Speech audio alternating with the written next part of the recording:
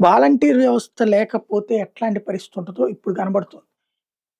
Volunteer వ్యవస్థ ద్వారా ఇంటి దగ్గరికి సేవలందింది కమ్యూనికేషన్ ఈజీగా సాగింది. ఇప్పుడు 2000 మందికి ఒక సచివాలయం, ఆ సచివాలయంలో ఉన్న 8 మంది సిబ్బంది ఈ 2000 మందిని చూసుకుంటే దగ్గర దగ్గర ఒక్కోళ్ళకి 200, 300 మంది అవుతున్నారు. ఇక్కడ లోపం ఎక్కడొస్తుంది?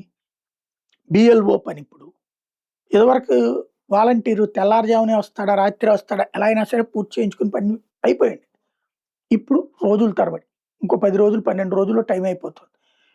2,00,00,000 మంది, 2.5 కోట్ల మంది ఇంకా బిఎల్ఓలకి ఫామ్‌లివ్వాలి. ఫామ్‌లు అసలు తీసుకోనోళ్ళే 6.5 లక్షలు ఉన్నారు.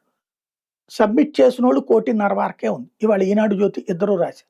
ఎలా? ఈ లెక్కనైతే మనం కనుక ఆ ఫామ్ తీసుకోపోయినా, అప్లికేషన్ పూర్తి చేయకపోయినా మన ఓటు పోయినట్టే. అప్పుడు పోయిందని మనం గొడవ పడ్డా ఉపయోగం ఉండదు. అప్పుడు 80,00,000 1,00,00,000 ఓట్లు పోతాయి. ఎట్లా?